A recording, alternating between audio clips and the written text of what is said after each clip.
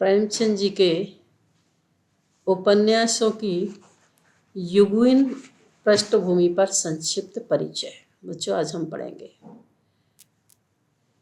कि प्रेमचंद जी ने अपने उपन्यासों का जो युग चित्रण किया है क्या था, अर्थात उपन्यासों का जो कथा आधार बताया वो क्या था। तो प्रेमचंद जी एक ऐसे साहित्यकार थे जिन्होंने समाज सापेक्षता में ही अपने उपन्यास और कहानियों की रचना की थी। युग की हर करवट को उन्होंने गहराई से जाना, बड़े निकटता से जाना, परखा, उनकी गति को समझा और मात्र समझा ही नहीं, बस उस दिशा में काम भी किया। क्या रही उनकी परिस्थितियां? प्रेमचंद जी का साहित्यिक जो जीवन है 1900 के आसपास से आरंभ होता है। उन्होंने लिखा है कि उपन्यास तो मैंने 1901 में लिखना शुरू किया। मेरा एक उपन्यास 1902 में निकला और दूसरा उपन्यास 1904 में निकला। प्रेमचंद जी ने अपना उपन्यास की लगभग आयु उनकी 1936 में हुई थी और इस प्रकार उनका रचना काल जो है वो लगभग 36 वर्ष का रहा। ये 36 वर्ष भारतीय जीवन के सामाजिक, धार्मिक, सांस्कृतिक, राजनीतिक और आर्थिक दृष्टि से बड़े उथल पुथल के वर्ष रहे हैं। किनका जीवन? प्रेमचंद जी का। चाहे वो आप सामाजिक दृष्टि से देख लो, चाहे वो धार्मिक दृष्टि से देख लो, चाहे आर्थिक दृष्टि से देख लो, सभी दृष्टियों में उनका जीवन जो रहा ना, पूरा उथल पुथल जीवन रहा।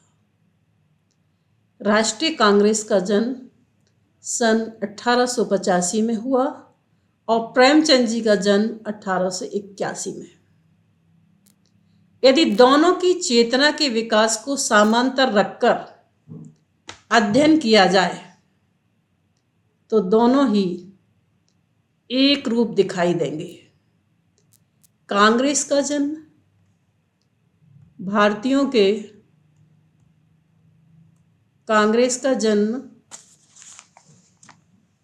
भारतीयों के छुटपुट सहूलियतें दिलाने के सुधारवादी दृष्टिकोण से हुआ। सन 1808-10 में उन्होंने अपने अधिकार, अंग्रेजों के दमन के विरोध में और गतानुगतिक संस्कारों और रूढ़ियों को बदलने का संघर्षशील स्वर तेजी से उभरने लगा। बंग भंग के विरोध में जन आंदोलन और लोकमान्य तिलक की गिरफ्तारी में बंबई के मजदूरों की हड़ताल इस काल की प्रमुख दो घटनाएं थी जिन्होंने राष्ट्रीय आंदोलन में नई चेतना का संचार किया। इसके बाद जलियांवाला हत्याकांड, रोलेट एक्ट, सन 1920-21 का सत्याग्रह आंदोलन, क्रांतिकारियों के संगठन, मजदूर वर्ग के संगठन, रूसी क्रांति का प्रभाव और देश में मार्क्सवादी संगठनों का जन्म सन 1929 में कांग्रेस द्वारा पूर्ण स्वतंत्रता का नारा और गर्म दल तथा नरम दल के रूप में उसका विभाजन सन 1930-31 का सत्याग्रह, गांधी जी का हरिजन आंदोलन।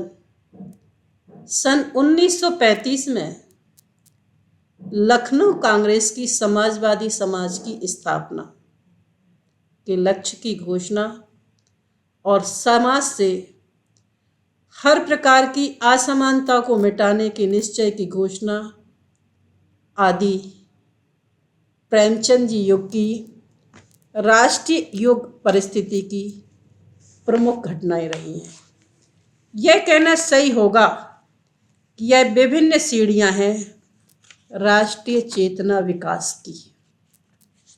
राष्ट्रीय चेतना युगीन राष्ट्रीय परिस्थितियों के प्रति प्रेमचंद जी की जागरूकता।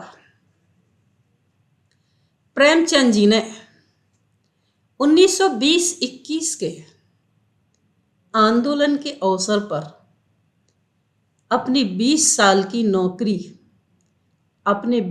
की सरकारी नौकरी से इस्तीफा दे दिया और अपनी साहित्य साधना के द्वारा राष्ट्रीय चेतना को जगाना अपना जीवन लक्ष्य बना लिया। मृत्यु पर्यंत बड़े से बड़ा लालच, कष्ट और त्याग भी उन्हें अपने लक्ष्य से विचलित नहीं कर सका। प्रेमचंद जी के उपन्यासों में युग चित्रण। प्रेमचंद जी का पहला उपन्यास माना जाता है प्रेमा। इसमें विधवाओं की दयनीय जीवन का मार्मिक वर्णन है। समझ रहे ना? प्रेमचंद जी का पहला उपन्यास कौन सा है? प्रेमा। और उसमें क्या है? विधवाओं के दयनीय जीवन का मार्मिक वर्णन है और वह जीवित ही मृत बने जाने वाली विधवाओं के विद्रोह को इसमें स्वर दिया है। जो जीवित महिलाएं थीं और वो विधवा के समान थी, तो उन विधवाओं की विद्रोह के स्वर में प्रेमचंद जी ने बड़ी आवाज़ उठाई।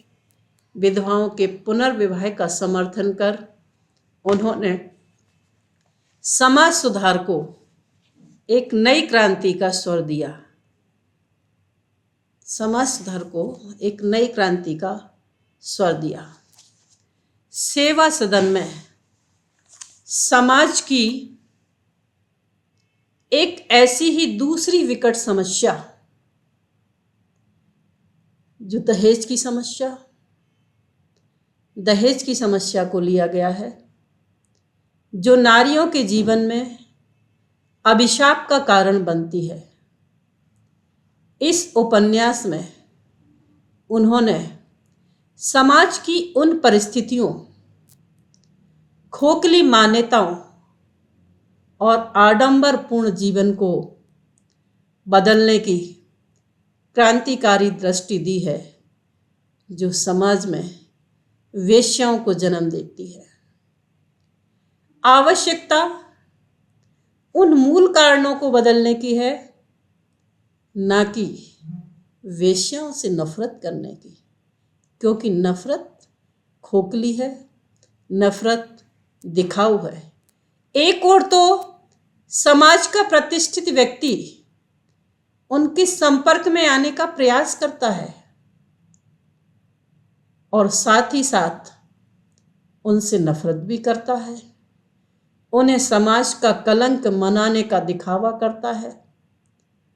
बड़े ही निर्मम शब्दों में प्रेमचंद जी ने तथाकथित प्रतिष्ठित वर्ग के इन अंतर्विरोधी खोखले जीवन का पर्दाफाश किया है। प्रेमाश्रय में प्रेमचंद जी की दृष्टि निम्न मध्यम वर्ग और पारिवारिक जीवन के अंतर्विरोध की विडंबनाओं से हटकर सामाजिक वर्ग की विषमताओं के अंतर्विरोधी की विडंबनाओं की ओर गई और उनकी दृष्टि राजनीतिक रूप से अधिक सचेत और जागरूक हो गई। प्रेमाशय ने पहली बार किसान वर्ग का विद्रोह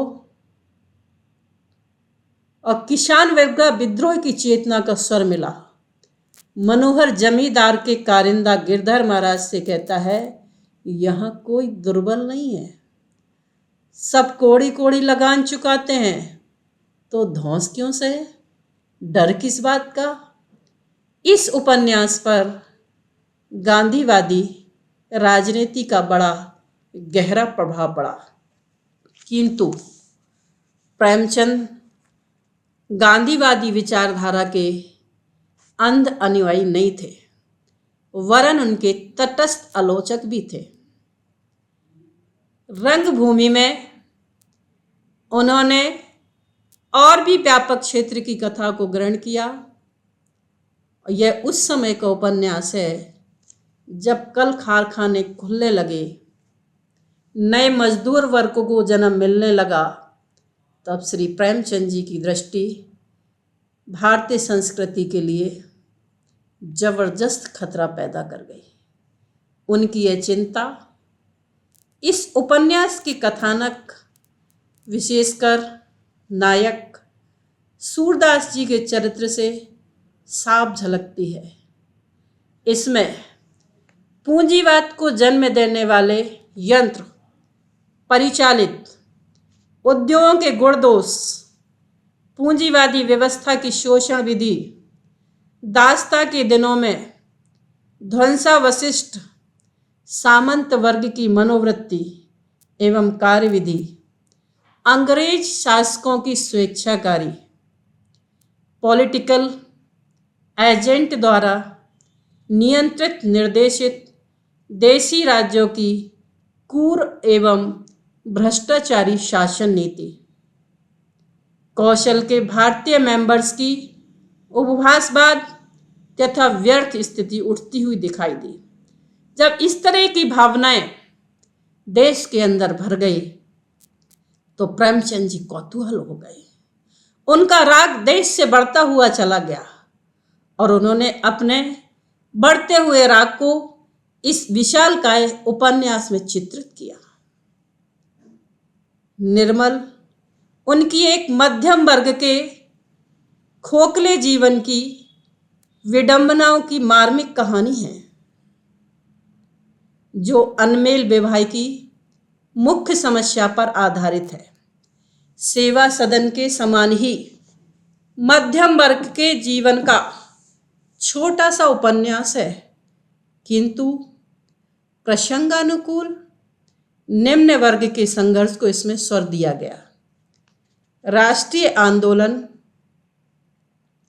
समाज के विभिन्न वर्ग, किसान, मजदूर, अछूत तथा नारियों के प्रति एक मानवतावादी दृष्टिकोण को जन्म दे रहा था, क्योंकि यही वर्ग शताब्दियों से सबसे अधिक पीड़ित और दबा हुआ था।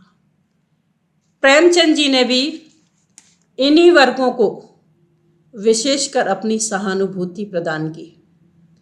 उनके भीतर छिपे हुए गुणों को उजागर किया। सूरदास जी और दीननाथ भी ऐसे ही पात्र हैं। यदि हम गबन को उठाकर देखें, प्रेमचंद जी का उपन्यास गबन यद्यपि मूलतः मध्यम वर्ग की खोखली प्रतिष्ठा के अंतर्विरोधों की मार्मिक कहानी है, किंतु प्रेमचंद जी वह कोई छोड़ते नहीं, जाना उन्हें अंग्रेजी सरकार के दमन और राष्ट्रीय आंदोलन के चित्रण का अवसर मिले। उपन्यास में भी उन्होंने अवसर खोज ही निकाला। कर्मभूमि या फिर रंगभूमि के कर्मभूमि, फिर इनका रंगभूमि के बाद दूसरा विशालकाय उपन्यास है, जो 1930-31 में राष्ट्रीय सत्याग्रह आंदोलन की पृष्ठभूमि पर आधारित है। इस उपन्यास में तात्कालीन युग जीवन, अपनी अनेक मुखी समस्याओं और संघर्षों के साथ मुखर उठा। इसमें राष्ट्रीय आंदोलन में पहली बार नारी वर्ग के सक्रिय योगदान का विशद वर्णन है। इस आंदोलन में प्रेमचंद जी की पत्नी श्रीमती शिवरानी देल भी जेल गई। इस उपन्यास के नारी पात्र सुनंदा, मुन्नी रेणुका, देवी नैना, शकीना, सुमन, निर्मला, सोफिया, जालपा आदि पिछले उपन्यासों के नारी पात्रों से कहीं आगे है। इस उपन्यास के माध्यम से प्रेमचंद जी ने आज़ादी के लिए छुटपुट बलिदानों और प्रयास से व्यर्थ के कार्यों को दिखाते हुए सामूहिक चेतना के जागृत और संगठित होने पर बल दिया। हमें प्रेमचंद जी का कहना था कि मुझे कुछ नहीं करना है, बस मुझे प्रजा में जागृति और संस्कार उत्पन्न करने की चेष्टा करते रहना चाहिए। यदि प्रजा में जागृति रहेगी, यदि प्रजा में श्रेष्ठ संस्कार रहेंगे, अगर ये उत्पन्न हो गया तो हमारी शक्ति पूरी जाति की आत्मा को जगाने में लग जाएगी। गोदान तक आते आते सामाजिक वर्ग वैषम्य और उसके पारिवारिक, सामाजिक एवं व्यक्ति व्यक्ति के संबंधों के अंतर विरोधों की विडंबना को प्रेमचंद जी और गहराई से समझ गए। प्रेमचंद जी के रचना काल में भारतीय चेतना में अनेक परिवर्तन आए और उन्होंने हर परिवर्तन पर, उन्होंने हर मोड़ पर भारतीय चेतना के नए अध्याय जोड़े। इस आंतरिक स्थिति के साथ साथ विदेशी घटनाक्रमों के प्रभाव ने भी उनकी चेतना को नए आकार दिया। किसकी चेतना को? प्रेमचंद जी की चेतना को एक नया आकार दिया, एक नया रूप दिया। गोदान की रचना के समय राष्ट्रीय धरातल पर यह स्पष्ट हो गया कि विषमता रहित समाज की स्थापना ही भारतीय जनजीवन की पीड़ाओं को दूर कर एक सुखी जीवन की स्थापना कर सकता है। प्रेमचंद जी की स्वयं की यह धारणा हो गई थी, इसलिए इस चेतना में उन्होंने गोदान की रचना की थी। गोदान में किसान, पुजारी, पंडे, सूदखोर, मिल मालिक, मजदूर, तथाकथित नेता, सरकारी अफसर, अछूत, सवर्ण आदि विविध वर्गों का जीवन एक साथ चित्रित हुआ है। भारतीय जीवन के ग्राम और नगर दोनों पक्ष, दोनों ही भिन्न संस्कृतियों का चित्रण उपन्यास की एक प्रमुख विशेषता है। उपन्यास नई उगंता रूप चेतना प्रदान करता है। जमींदार प्रथा का अंत होगा, जमीनों का मालिक किसान होगा और मजदूर ही मिलों का मालिक होगा। प्रेमचंद जी ने अपने उपन्यास गोदान में तीन ही चीज़ों का बढ़ावा दिया कि जो मालिक है वो किसान है, जो मिलों का मालिक है वो मजदूर है।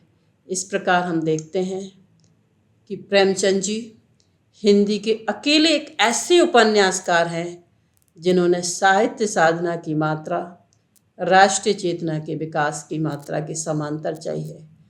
कहीं उन्होंने वाणी दी है तो कहीं उन्होंने नया स्वर दिया है तो कहीं उन्होंने उसको विराम